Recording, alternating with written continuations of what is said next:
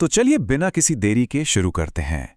आज के इस विश्लेषण में हम पर्सनल फाइनेंस की बेहद मशहूर किताब I will teach you to be rich के मुख्य विचारों को डिकोड करने वाले हैं। आइए इस दिलचस्प सफर पर चलें और समझें कि कैसे वित्तीय स्वतंत्रता या फाइनेंशियल फ्रीडम सिर्फ एक सपना नहीं है, बल्कि एक सही और व्यवस्थित योजना का सीधा सा परिणाम है। देखिए, रमित सेठी का नजरिया यहां बिल्कुल साफ है। उनका मानना है कि पर्सनल फाइनेंस कोई नैतिकता या मॉरल समस्या नहीं है, बल्कि ये पूरी तरह से एक सिस्टम यानी व्यवस्था की समस्या है। असल मुद्दा क्या है? मुद्दा एक ऐसा वित्तीय ढांचा तैयार करना है जो आपके रोजमर्रा के तनाव और भावनात्मक फैसलों को बिल्कुल खत्म कर दे। सबसे शानदार विचार ये है कि जो कदम उबाऊ हैं लेकिन जरूरी हैं, उन्हें स्वचालित कर दिया जाए और अपना पैसा जानबूझकर उन चीजों पर खर्च किया जाए जो वास्तव में आपके जीवन को बेहतर बनाती हैं। यही इस पूरी व्यवस्था की नींव है। सही सेटअप, स्वचालन, सचेत खर्च और अपनी कमाई को बढ़ाना। अब आप सोच रहे होंगे कि भाई ये सब इतना मायने क्यों रखता है? जरा सोचिए, हर दिन वित्तीय निर्णय लेने का जो मनोवैज्ञानिक बोझ होता है ना, वो हमारी इच्छा शक्ति और समय दोनों को धीरे धीरे खत्म कर देता है। तो क्या ये कहीं बेहतर नहीं होगा कि हमारे पास एक ऐसी प्रणाली हो जो हमारी इच्छा शक्ति की जगह ले ले? बिल्कुल। प्रणालियां हमारे प्रयासों को टिकाऊ आदतों में बदल देती हैं, जो आपकी आय बढ़ने के साथ साथ खुद ब खुद बढ़ती जाती हैं। रोजमर्रा के छोटे मोटे खर्चों में कटौती करने में सिर खपाने से कहीं ज्यादा बेहतर है कि उच्च प्रभाव वाले कार्यों पर ध्यान केंद्रित किया जाए। इसके परिणाम कहीं ज्यादा बड़े और प्रभावशाली होते हैं। तो शुरुआत कैसे करें? बहुत आसान है। अपने खातों की पूरी सूची बनाने के लिए बस 60 मिनट का समय निकालिए। इसमें आपके सभी आवर्ती भुगतान, जो भी सदस्यताएं या सब्सक्रिप्शंस हैं, और आपके ऋण शामिल होने चाहिए। इसके साथ ही पैसे के बारे में अपने किसी डर या पुरानी कहानी को चुनिए और उसे बदलने का एक छोटा सा प्रयोग कीजिए। पहले सप्ताह की कार्य योजना के रूप में इस वीकेंड केवल 2 घंटे का समय निकालें, ताकि आप अपने सभी पासवर्ड और खातों का विवरण एक जगह इकट्ठा कर सकें। यकीन मानिए, ये स्वचालन की ओर आपका एक बहुत ही रोमांचक पहला कदम है। चलिए आगे बढ़ते हैं। अध्याय 1, मनी स्टोरी और व्यवहार संबंधी अंतर्दृष्टि।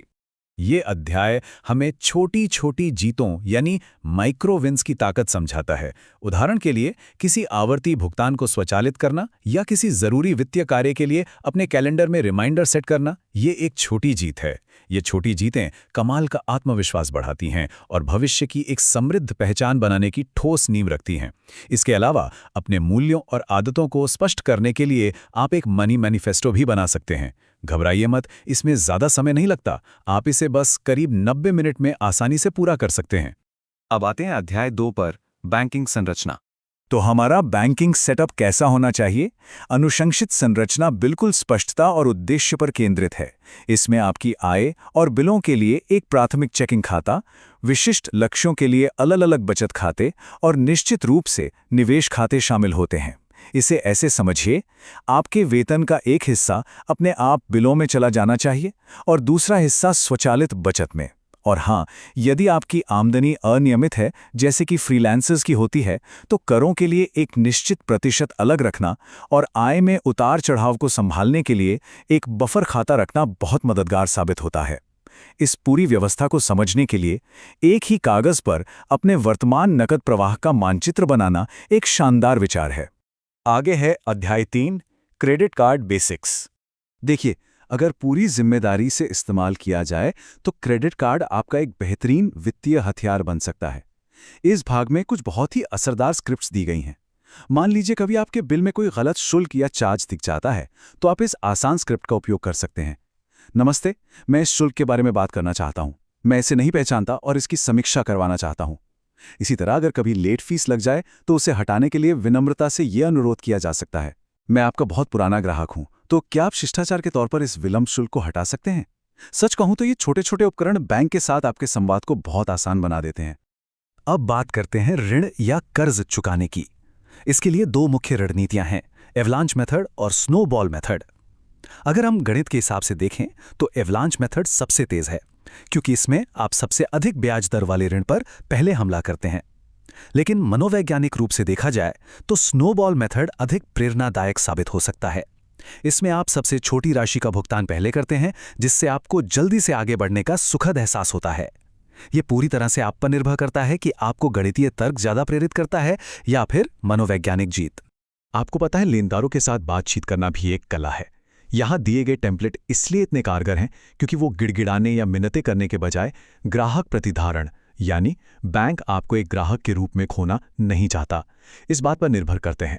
अपने क्रेडिट कार्ड की वार्षिक दर कम करवाने के लिए आप ये स्क्रिप्ट आजमा सकते हैं।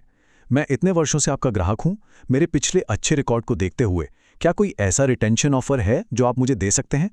आपको बस एक ऋण भुगतान तालिका बनानी है और पूरे आत्मविश्वास के साथ इन संवादों का उपयोग करना है। चलिए अब समझते हैं अध्याय 5, निवेश की मूल बातें। निवेश को हमेशा एक दीर्घकालिक खेल के रूप में समझना बहुत जरूरी है। यहाँ जोखिम उठाने की आपकी क्षमता के आधार पर कुछ बेहतरीन टेम्पलेट्स दिए गए हैं। यदि आप बिल्कुल सुरक्षित खेलना चाहते हैं तो रूढ़िवादी टेम्पलेट अपनाया जा सकता है, जिसमें बॉन्ड का हिस्सा अधिक होता है। थोड़ा अधिक जोखिम लेने की इच्छा है तो आपके लिए मध्यम या आक्रामक टेम्पलेट्स हैं, जो शेयर बाजार पर अधिक केंद्रित होते हैं।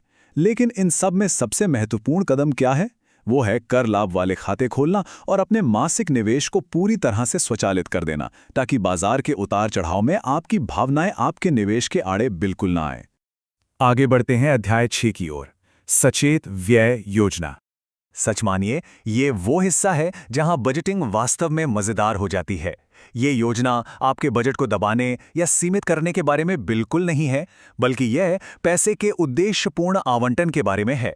अपनी आय को 4 मुख्य श्रेणियों में बांटने के बाद आपको अपने लिए एक मस्ती निधि या फन फंड जरूर बनाना चाहिए। उदाहरण के लिए, यदि आपको यात्रा करना बहुत पसंद है तो उन फालतू सदस्यताओं या सब्सक्रिप्शन को बंद कर दीजिए जिनका आप उपयोग नहीं करते, और उस पैसे को सीधे अपनी यात्रा निधि में डाल दीजिए। बिना किसी अपराधबोध के खर्च करने का आनंद लेने के लिए आपको यह तय करना ही होगा कि कौन सी चीजें वास्तव में आपके जीवन की गुणवत्ता को बेहतर बनाती हैं। अब देखते हैं अध्याय 7, बातचीत की तैयारी और लिवरेज। बातचीत यानी नेगोशिएशन, ये एक ऐसा अचूक हथियार है जो सबसे कम प्रयास में सबसे अधिक लाभ दे सकता है। बात चाहे आपके इंटरनेट बिल कम कराने की हो या फिर वेतन बढ़ाने की, सही तैयारी सबसे ज्यादा महत्वपूर्ण है। बातचीत करते समय एक छोटा सा ठहराव और आपका सही लहजा बहुत गहरा प्रभाव डालता है। वेतन के लिए आप कुछ इस तरह बात कर सकते हैं: पिछले साल मैंने इस पहल का नेतृत्व किया था जिसका कंपनी पर यह सकारात्मक प्रभाव पड़ा। मेरे इस योगदान के आधार पर मैं अपने वेतन को समायोजित करने पर चर्चा करना चाहूंगा। ध्यान दें, ये स्क्रिप्ट्स आपके व्यक्तित्व पर नहीं बल्कि सीधे आपके परिणामों पर ध्यान केंद्रित करती हैं। अध्याय 8 है त्रैमासिक स्वचालन समीक्षा के बारे में। देखिए, ऑटोमेशन रोजमर्रा के फैसलों के भारी बोझ तो कम कर देता है, लेकिन इसका मतलब ये नहीं कि हम इसे पूरी तरह से अनदेखा कर दें। यही कारण है कि ये त्रैमासिक समीक्षा बहुत मायने रखती है। ये आपको वित्तीय रास्ते से भटकने से रोकती है और पूरे सिस्टम को स्वस्थ रखती है। हर तिमाही में आपको बस ये जांचना है कि क्या आपके स्वचालित स्थानांतरण सही से हो रहे हैं, क्या बेकार की सदस्यताएं रद्द कर दी गई हैं, और यदि आपका निवेश अपने लक्ष्य से थोड़ा भटक गया है तो उसे पुनः संतुलित कर दिया गया है या नहीं। यकीन मानिए, इसमें बहुत ही कम समय लगता है। चलिए अब रुख करते हैं अध्याय 9 और 10 की ओर, आय का विस्तार और सच्चा धन।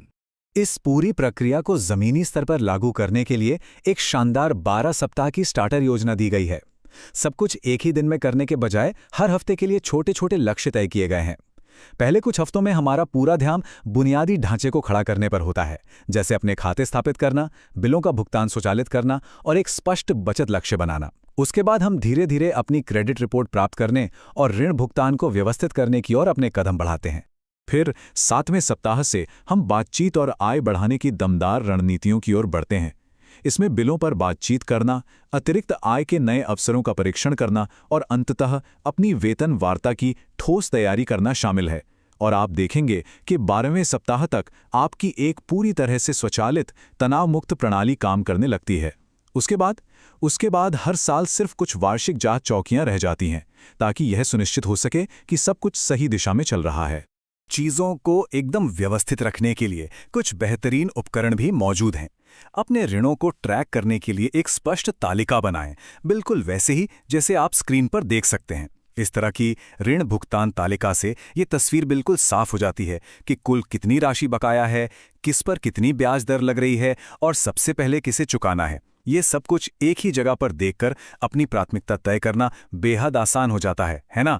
अंत में कुछ और बिल्कुल तैयार स्क्रिप्ट्स दी गई हैं जिन्हें आप सीधे कॉपी पेस्ट करके उपयोग कर सकते हैं, जैसे विभिन्न सेवाओं की दरें कम कराने के लिए।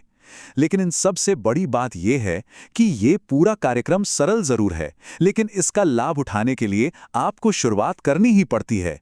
इसमें आपकी इच्छा शक्ति को निचोड़ने पर नहीं, बल्कि एक बेहद मजबूत सिस्टम के डिजाइन पर जोर दिया गया है। अपने खातों को व्यवस्थित करना, खर्चों को स्वचालित करना और बहुत सोच समझकर अपने पैसे का उपयोग करना, यही इस पूरी रणनीति का असली सार है। याद रखिए, धन केवल आपका बैंक बैलेंस नहीं है, ये आपकी स्वतंत्रता है। ये आपके समय, आपके रिश्तों और आपकी रचनात्मकता को उन चीजों पर खर्च करने की पूरी आजादी है जो आपके लिए वास्तव में मायने रखती हैं। इस पूरी व्यवस्था को स्थापित करने में शायद आपको शुरुआत में थोड़ा समय और मनोवैज्ञानिक प्रयास लगे, लेकिन एक बार ये शुरू हो जाए ना, तो आपके जीवन में एक अभूतपूर्व और सकारात्मक बदलाव आ सकता है। तो आज खुद से ये सवाल जरूर पूछें, अपने इस समृद्ध जीवन की शानदार यात्रा का पहला कदम आज क्या होने वाला है।